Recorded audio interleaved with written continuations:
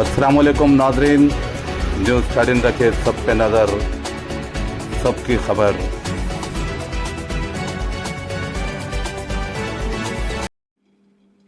अस्सलाम वालेकुम, मैं मोहम्मद वक़ार अहमद, न्यूज़ 13 तेलंगाना हैदराबाद से। बौखलाहट का शिकार हल्के गोशा महल के मलून एमएलए राजा सिंह का बीजेपी पर तंज। कहा, बीजेपी अगले 50 साल तक भी तेलंगाना रियासत में इख्तिदार में नहीं आएगी। गोशा महल के मलून एमएलए राजा सिंह ने एक बार फिर भारतीय जनता पार्टी के बारे में सनसनीखेज तबसरा किया। इसने कहा कि तेलंगाना में बीजेपी मजीद 50 साल तक इख्तिदार में नहीं आएगी। जुबली ज़िमनी इंतखाब के नताइज पर राजा सिंह ने एक वीडियो जारी किया। राजा सिंह के मुताबिक बीजेपी के लीडर हर धर्मी के साथ आगे बढ़ रहे हैं और किसी की बात नहीं सुन रहे हैं। इनके तर्ज अमल को देखकर ऐसा लगता है कि अगले 50 साल में भी बीजेपी के तेलंगाना में आने के इम्कानात नज़र नहीं आ रहे हैं।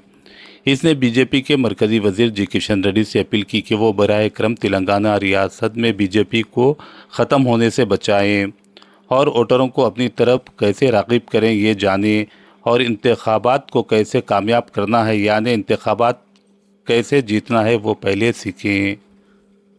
మీడియాలో ఏ విధంగా చర్చ నడుస్తుంది అది నేను చెప్పే అవసరము లేదు.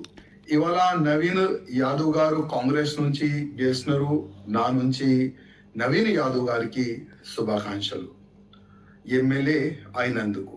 ఇంకోవైపు బీజేపీ మనం చూస్తే నేను గతంలోనే చెప్పిస్తున్నాను, మా కిషన్ రెడ్డి గారు ఎన్ని ఓట్లతోని ఓడిపోతున్నారు మీరు కొద్ది అందరికీ చెప్పాలని నేను అప్పుడే అన్నా.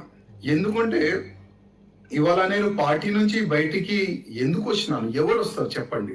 ఒక ఎమ్మెల్యేగా అయిన తర్వాత అది కూడా మూడోసారి ఎమ్మెల్యే అయిన తర్వాత కూడా పార్టీ ఇడిచి బయటికి వెళ్ళాలంటే ఎంత పెద్ద గుండె ఉండాలి చెప్పండి. బాధతోని నా పార్టీని ముంచేస్తున్నారు, నా పార్టీ మునిగిపోతుంది, అది నేను చూడలేను. అందుకోసం బయట నేను వచ్చినాను పార్టీ నుంచి.